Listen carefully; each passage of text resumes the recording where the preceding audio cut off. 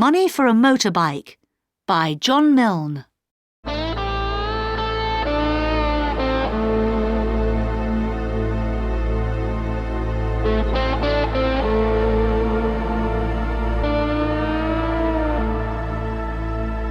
It was the month of June, and the weather was beautiful.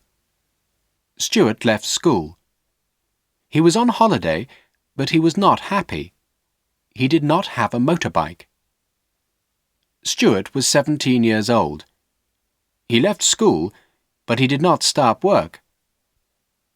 All his mates started work immediately, but Stuart did not want to work. He wanted a long holiday, and he needed a motorbike. Stuart lived in Leeds, a big city in the north of England.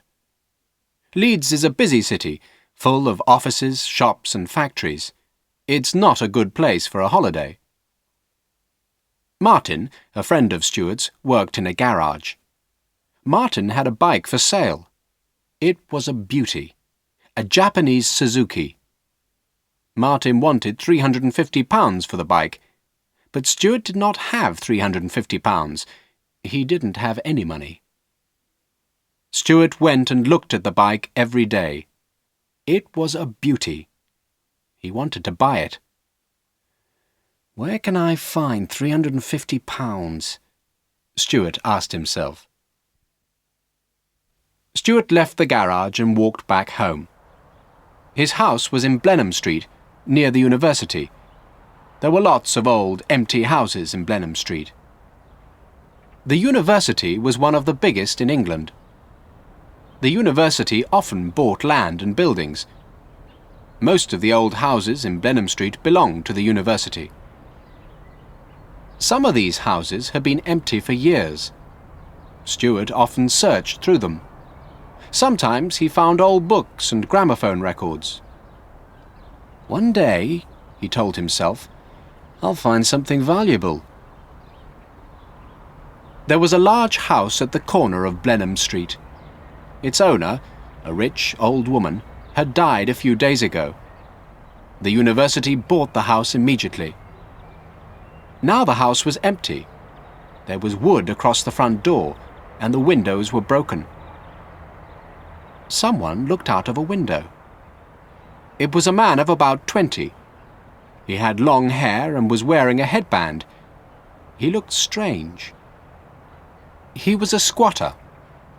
Squatters live in old, empty houses, and they don't pay any rent. The stranger waved to Stuart. He wanted to speak to Stuart. What does he want?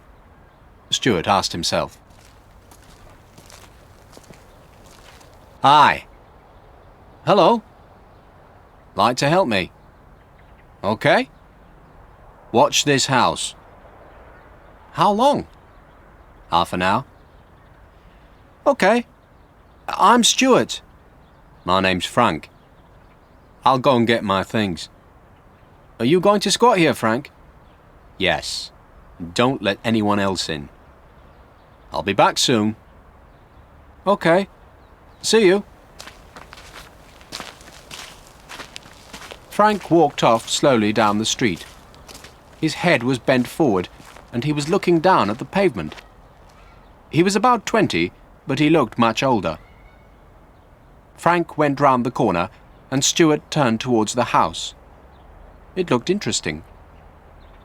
The window was low, quite near the ground. The street was empty. Stuart put one leg over the windowsill and looked inside. Outside, the sun was shining brightly. Inside the house, it was dark.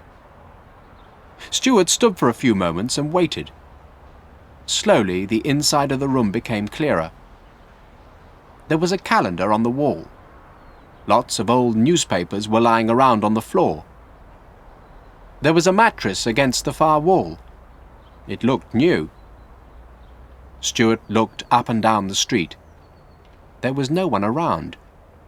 He quickly climbed into the room. Stuart walked to the middle of the room and kicked away the old newspapers. There was nothing underneath them. There was no carpet, and the floorboards were covered with dirt. Stuart took the calendar down from the wall. It was an old one, 5 years old. No one had changed it for 5 years. Then Stuart remembered. The owner of the house, the old woman, had been ill for a long time. She hadn't got out of her bed for 5 years. The mattress was leaning against the far wall. Stuart went over and looked at it carefully. It was a good mattress. Stuart picked up the mattress and turned it over carefully. There was some stitching along one side, about 10 centimetres long. Stuart held the mattress between his knees and took out a small knife. Stuart cut the stitches carefully and then put his hand in the hole. He felt a bundle of newspapers and pulled it out. He quickly unwrapped it. Inside the bundle of newspapers, there were some banknotes.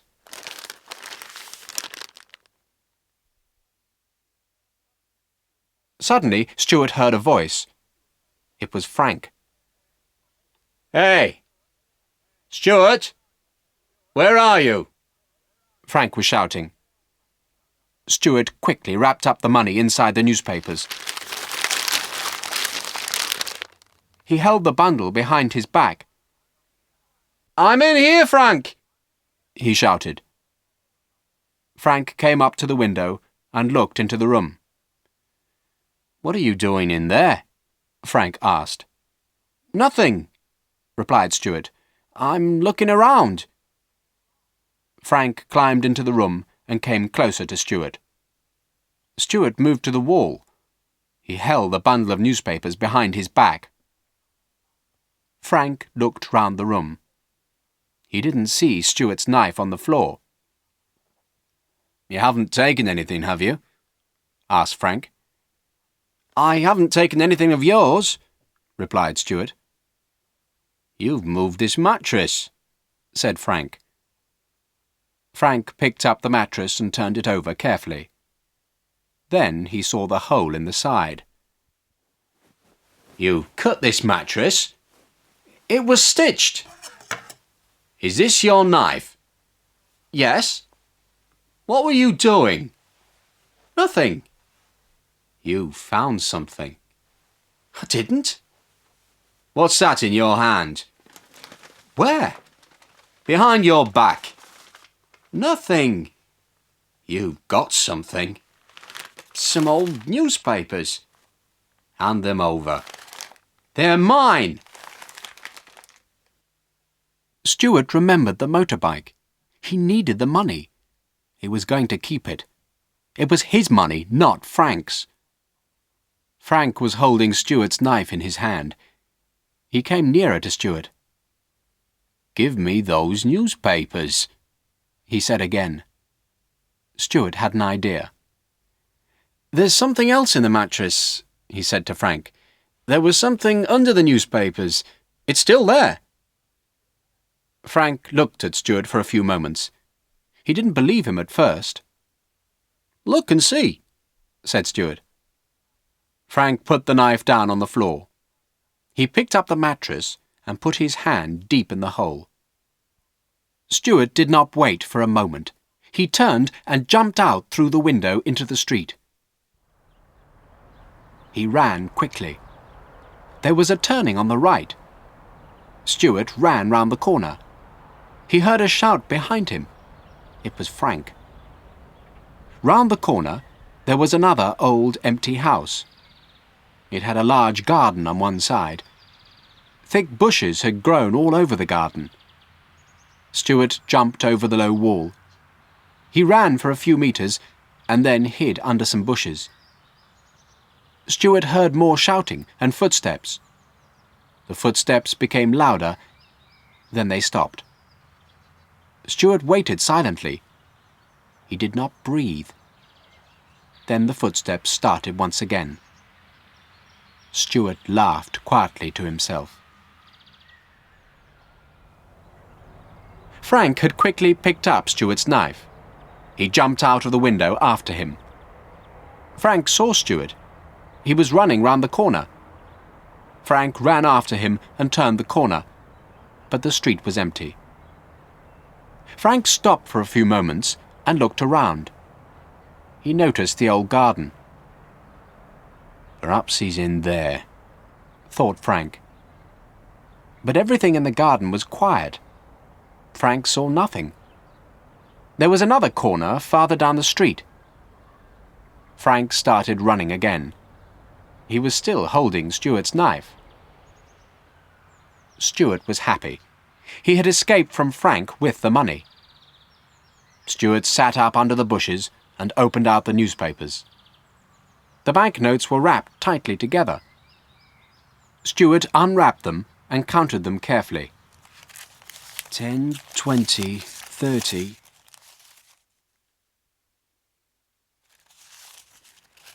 320, 325.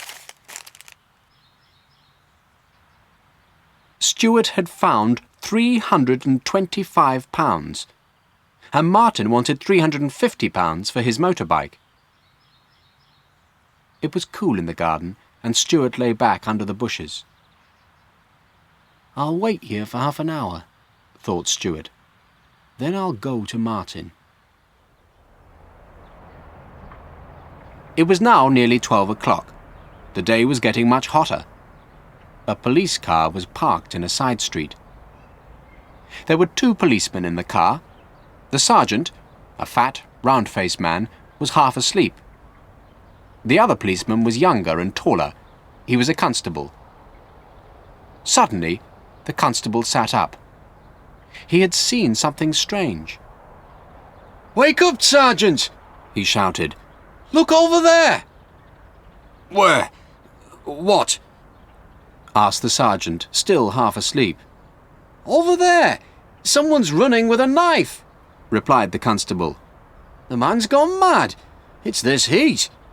"Quick, get out and catch him," said the sergeant. The 2 policemen jumped out of their car. Frank saw the policeman. He threw Stuart's knife away and started to run. The constable soon caught him and held his arm tightly. The sergeant found the knife in some long grass. The constable took Frank towards the police car. The sergeant came up to them. He was holding the knife. "Oh, it's you," the sergeant said to Frank. "What's going on, Frank?" "I'm looking for a guy." "With a knife?"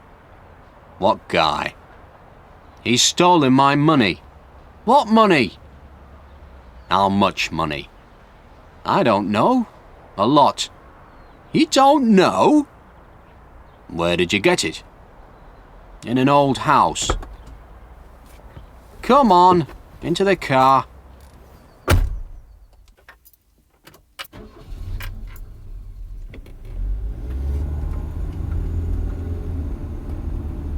"Where are you taking me?" asked Frank. "To the police station," replied the constable. "But I haven't done anything. The money was mine. That guy took it. What's his name? Stuart. Stuart took it." "Who's Stuart?" asked the constable. "I met him in an old house," replied Frank. "Where you found the money?" asked the sergeant. "Yes, I found it inside a mattress," said Frank. "Who's got the money now?" asked the sergeant. "That guy, Stuart. He ran away with it." "So now we have to find Stuart," said the constable.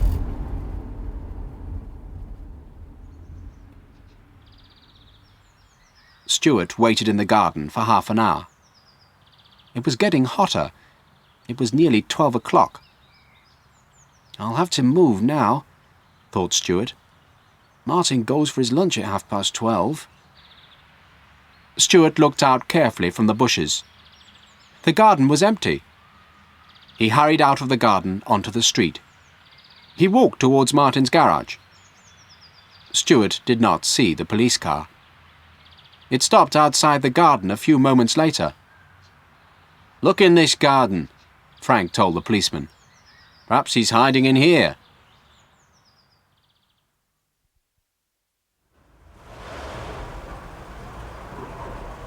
Hi, Martin. Hello, Stuart. How much for the bike? £350. I want it. How much for me? Still £350. Have you any money? Yes. How much? £300. No, that's not enough. 325? Okay, she's yours. Great, thanks.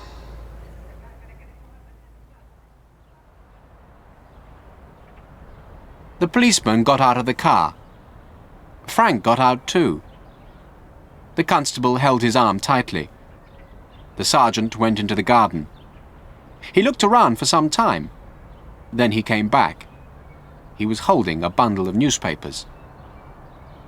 There's no one there, the sergeant said, but I found these old newspapers. That's them, shouted Frank. Something was wrapped in those newspapers. Just then a motorbike drove up towards the police car. That's him, shouted Frank excitedly. That's the guy. He's bought a motorbike with my money. Stop, the sergeant called to Stuart. Stop! Stuart did not see Frank. What do the police want? Stuart asked himself. I haven't done anything wrong. I'm driving correctly. Stuart stopped the bike by the side of the road. He took off his helmet. Is that bike yours? The sergeant asked him. Yes, it's mine, replied Stuart. I bought it at the garage down the road. Then Stuart saw Frank. What have you told these cops? Stuart shouted angrily at Frank. We'll all go to this garage, said the sergeant. They all walked back to Martin's garage. A big black cloud now covered the sun. It was beginning to rain. So, this lad paid you £325 for this bike, the sergeant said to Martin. Martin agreed. And where did you get this money? The sergeant asked Stuart. I found it, replied Stuart. I found it in a mattress. It was in an empty house. The sergeant took the money from Martin. We'll look after this money, he said. You two can go now. It's my money, shouted Frank. Do you want to come to the police station with us? Asked the constable. Frank walked away, still shouting. I'm sorry, Martin said to Stuart. It's my bike again. Not for long, replied Stuart. What do you mean? Asked the sergeant. It has started to rain now, replied Stuart. I don't want a holiday. I'm going to get a job. I'm going to save another £325 and buy that bike.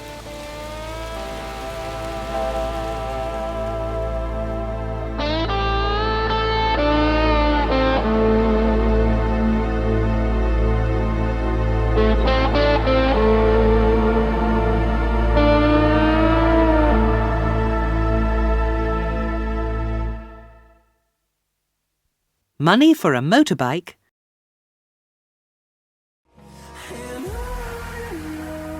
We'll go through the wastelands, through the highways.